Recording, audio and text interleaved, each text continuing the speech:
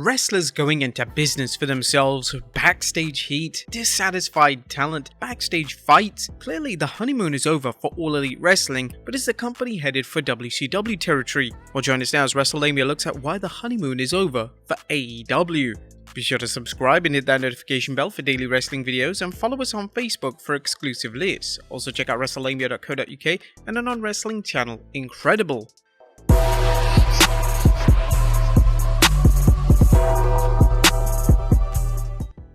Well, it all started off so well.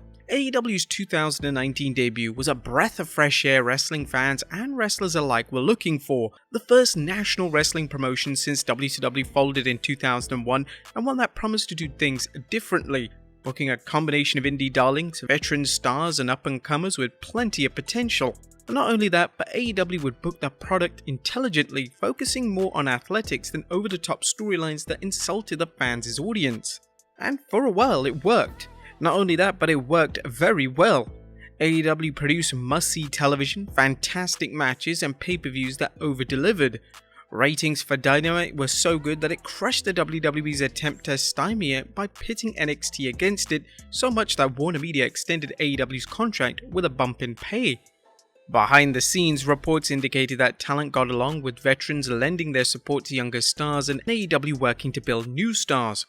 AEW was going to show the wrestling world that a promotion could treat its wrestlers like more than cattle and give the fans an entertaining product that delivered their money's worth. There's no denying that AEW gave its fans a strong product, but there's also no denying that the first national promotion since 2001 enjoyed a lengthy honeymoon period.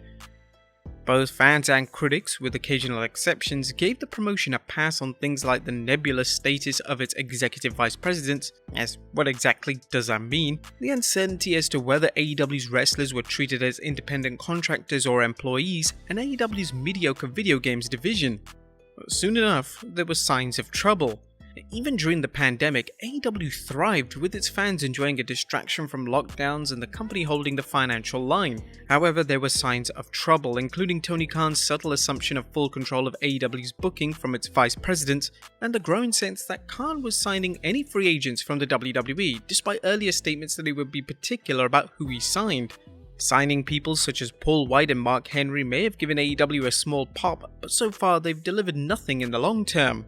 But there's been many problems, as number one, talent overload. Now, in fact, Tony Khan seemed to go into hoarder mode when it came to signing talent. With the WWE making drastic cuts to its roster, Khan now had the proverbial pick of the litter when it came to talent. Now, to his credit, he signed some major stars, including CM Punk and Bryan Danielson. Number two, too many wrestlers, not enough TV time. But while AEW's roster continued to grow, its television time remained static. AEW's Rampage program added an hour to the cable TV, but Tony Khan's decision to book up-and-coming stars for the most part quickly established it as a B-show and deprived fans of seeing their favourites and new arrivals. Number 3. Damaged goods. Now, as popular as they are, Bryan Danielson and CM Punk are examples of two wrestlers who are damaged goods. Danielson's past medical problems are well documented, as is the injury that led to his first retirement, and his recent injury suggests he could be one injury away from permanent retirement. While CM Punk's injuries aren't believed to be extensive as Danielson's, his foot injury is a reminder that he's 43 and not the same wrestler he was when he left the WWE in 2014. Number 4. Cody Rhodes' exit.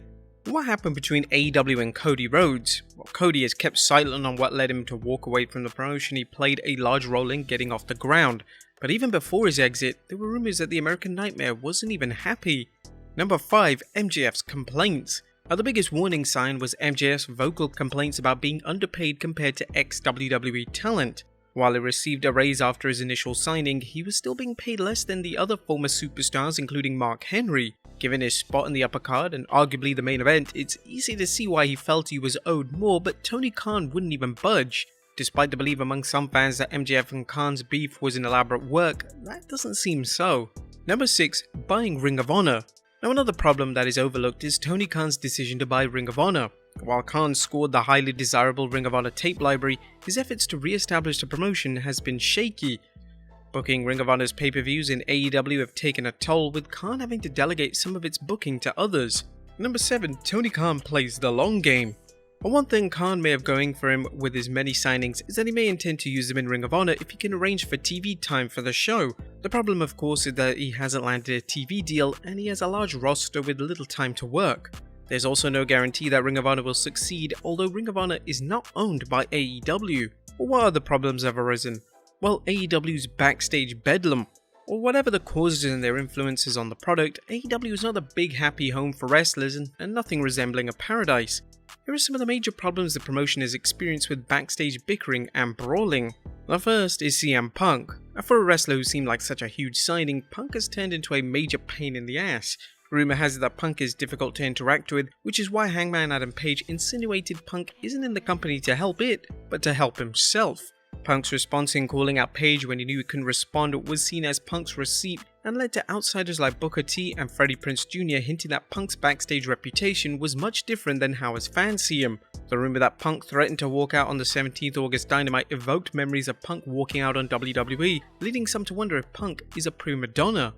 Another was the Eddie Kingston-Sammy Guevara altercation. Now, another anecdote dealing with backstage bickering involves something beyond trash talking, in this case a reported allocation between Sammy Guevara and Eddie Kingston. Fightful Select recently reported rumours among talent that we've heard about said that Guevara and Kingston had developed heat and it devolved into an altercation. The word backstage was that Guevara made a comment about Kingston's physique and Kingston took a swing at him. Fightful later provided more details with the report hinting that Guevara is difficult to work with. The report noted that Guevara didn't have people exactly angling to work with him after his feud with Scorpio Sky and Ethan Page. Furthermore, Guevara called Kingston a fat piece of shit in a promo for the match at All Out, a promo which later was edited out. Kingston reportedly felt that the promo would make Sammy look bad because Kingston was going to win the match and Guevara would look bad by being beaten by, well, in his words, a fat piece of shit. The Fightful Select reports Kingston shouted at Guevara and Sammy smiled, leading to Kingston pie-facing him. But Kingston responded, "You know the truth, I wouldn't lie, I was wrong for being unprofessional. That is the blind fact, he did what he did and the public can judge that, but I know for a fact I was wrong." This spat could lead to their rumoured pay-per-view match being cancelled, another sign of behind the scenes bickering affecting the on-air product. But it's also been reported that Thunder Rosa is a heat magnet.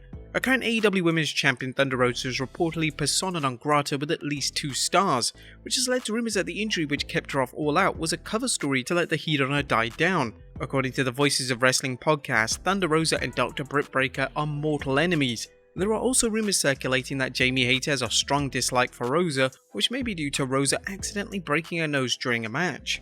One story circulating is that Rosa hid in the bathroom after the match, fearful that Hayter would beat her up for real. While PW Insider reports Rosa's injury is legitimate, taking her off TV to let the heat die down would be yet another sign of the company losing control backstage and its product ultimately suffering. But are things going to get worse? Well, is the morale going to get any worse? Well, here's some potential factors that could worsen the situation. The first being the grass looking greener in the WWE. Although Tony Khan has stated he has many AEW stars locked down to long-term contracts, fans have heard rumours of AEW stars rethinking their options. And except Triple H is in control. One of the reasons WWE superstars left the company was their disgust with the WWE's booking and what they saw as Vince McMahon's antiquated ideas about what makes for entertaining wrestlers and the types of wrestlers fans want to see. If recent weeks are any indication, Triple H, who replaced McMahon in the creative department, has a different vision. So far, it appears that wrestlers who would get a good push from Vince McMahon are just who Triple H sees as the future of the company. AEW wrestlers who felt as if they had no chance in hell of getting over during Vince's reign may now see things different with Triple H. Number 3, a bidding war goes both ways. Or will the WWE be willing to pay the big bucks to sign AEW talent? Well, that's a story that's been going around ever since USA and Fox executives supposedly expressed interest in the WWE signing talents like MGF and Wardlow. While potential WWE signings will want to remember that the WWE normally reserves the right to end any contract after 90 days, the lure of a large payday may be enough. A bidding war seems likely, although AEW may not have the resources it needs if our next talking point plays out. As will Warner Discovery keep AEW?